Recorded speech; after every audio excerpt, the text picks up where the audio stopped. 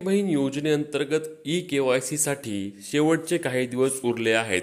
अंतिम 10-11 दिवस असताना अनेक लाडक्या बहिणींची ई-के.वाय.सी अजूनही बाकी आहे. त्यासोबतच लाडकी बहीण योजनेअंतर्गत ई-के.वाय.सी मधील सर्वात महत्त्वाचा मुद्दा म्हणजे ज्यांना पती नाही आहेत, वडील नाही आहेत अशा देखील अनेक महिलांची अद्यापही ई-के.वाय.सी बाकी आहे. अनेकांना OTPमध्ये प्रॉब्लेम येत आहे. मग या ई-के.वाय.सी साठी सरकार मुदतवाढ देणार का नाही? ई-के.वाय.सी 18 तारखेला संपल्यानंतर अशा महिलांचं काय होणार? ज्यांना ई-के.वाय.सी झाले नाही त्यांचे पैसे बंद केले जाणार का? अशा सर्व प्रश्नांची उत्तरे आपण आजच्या व्हिडिओच्या माध्यमातून जाणून घेणार आहोत. त्यामुळे व्हिडिओ शेवटपर्यंत पाहायचा आहे.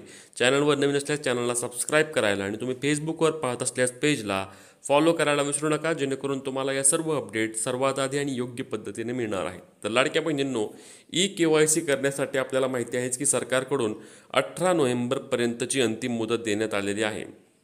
म्हणजेच की 18 नोव्हेंबरनंतर लाडकी बहीण योजनेअंतर्गत ई-के.वाय.सी करण्याची प्रक्रिया सरकारद्वारे बंद केली जाणार असल्याचे आपल्या महिला व बालविकास मंत्र्यांनी सांगितलं होतं.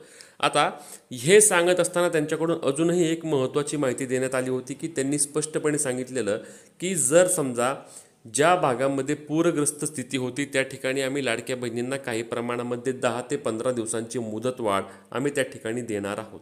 आता राज्यामध्ये अनेक ठिकाणी आपण पाहिलं की यावेळी मोठ्या प्रमाणावर पाऊस झाला आणि पुरामुळे मोठ्या प्रमाणावर नुकसान देखील झाले. तब्बल 29 जिल्ह्यांमध्ये राज्य सरकारद्वारे विशेष पॅकेज देखील देण्यात आलेले होते. आणि मग या विशेष पॅकेजनंतर या सर्व जिल्ह्यातील लाडक्या बहिणींना 15 दिवसांची मुदतवाढ सरकारकडून मिळणार का? त्याबाबतचे संकेत आपल्या महिला व बालविकास मंत्र्यांनी त्यासोबत आपले उपमुख्यमंत्री अजितदादा यांनी देखील दिली होती.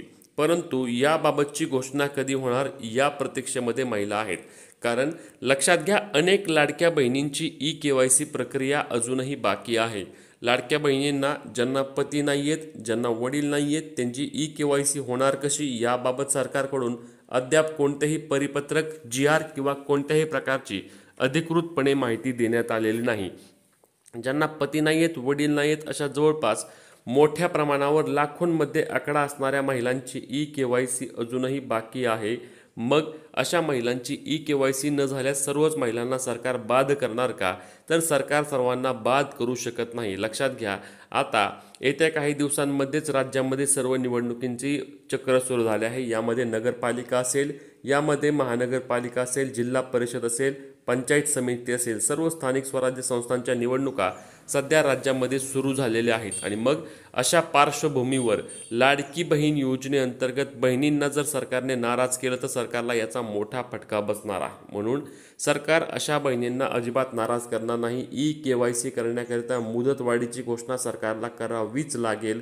अन्यथा अनेक मोठा वर्ग आहे महिलांचा जो आधीच या ई-के.वाय.सी प्रक्रियेमुळे तसेच महिलांना बाद केल्यामुळे नाराज झालेला आहे. आणि अशामध्ये जर ई-के.वाय.सी करण्याकरिता जर महिलांना मुदत वाढ दिली नाही आणि महिलांना जर थेट अपात्र केलं तर यामध्ये मोठ्या प्रमाणावर महिला वर्ग नाराज होऊन सरकारला याचा इलेक्शनमध्ये मोठा फटका बसण्याची देखील शक्यता आहे. म्हणूनच सरकार काय करणार आहे लक्षात घ्या की सरकार लाडक्या बहिणींना ई-के.वाय.सी करण्याकरता मुदत वाढ देईल. आता ई-के.वाय.सी सर्वांनीच करायची बंधनकारक असणार आहे. यामध्ये तुम्हाला कोणत्याही प्रकारे सूट दिली जाणार नाही. परंतु ई-के.वाय.सीसाठी मुदतवाढ देण्यात येईल, जेणेकरून ज्यांना ई-के.वाय.सी करताना OTPचा प्रॉब्लेम येत आहे त्यांचा OTP प्रॉब्लेम सरकार या ठिकाणी दूर करेल. त्यासोबत वेबसाईट चांगल्या पद्धतीने अपडेट करण्याचं काम करेल. आणि सर्वात महत्त्वाचा मुद्दा म्हणजे ज्यांना पती, ज्यांना वडील नाही आहेत अशा महिलांसाठी सरकार यामध्ये कोणता ना कोणता पर्याय काढायलच. ज्यांना पती नाही आहेत, वडील नाही आहेत, कारण असा वर्ग मोठा आहे. अनेक महिलांचा घटस्फोट झाला आहे, तसेच अनेक महिलांचं लग्न झालं नाही आणि त्यांना वडील नाही आहेत. मग यामध्ये त्यांची चूक काय आहे तुम्हाला जर चेक करायचे, सरकार काय सांगतंय की आम्हाला पती आणि वडिलांच्याद्वारे महिलांचे उत्पन्न तपासायचं आहे. तर उत्पन्न तपासण्यासाठी सरकार त्या ठिकाणी कोणत्या तरी वेगळ्या मार्गाचा अवलंब करून त्या ठिकाणी महिलांचं उत्पन्न तपासावे. परंतु महिलांना अशा पद्धतीने अपात्र केल्यास यामध्ये सरकारला मोठा फटका बसणार आहे. तुम्हाला काय वाटतं, लाडकी बहीण योजनेच्या ई-के.वाय.सीसाठी मुदतवाढ मिळावी का? त्यासोबतच अजून एक महत्त्वाचा मुद्दा म्हणजे राज्य सरकारकडे अनेक महिलांनी ई-के.वाय.सीसाठी मुदतवाढ देण्याबाबतची मागणी देखील केल्याची माहिती आहे. महिला व बाल विकास विभागाकडे देखील अनेक महिलांनी याबाबत पत्र पाठवून देखील आम्हाला मुदतवाढ द्यावी. तसेच अनेक महिलांनी माध्यमांच्याद्वारे देखील मुलाखत देऊन आमची ई-के.वाय.सी होत नाही आहे, ई-के.वाय.सी करण्याकरिता आम्हाला अडचण येत आहेत, तरी सरकारने आम्हाला या प्रक्रियेसाठी मुदतवाढ द्यावी या संदर्भातील मागणी देखील केलेली आहे. म्हणूनच आता याबाबत सरकार कधी निर्णय घेतंय, काय निर्णय घेतंय हे पाहणे महत्त्वाचे ठरणार आहे.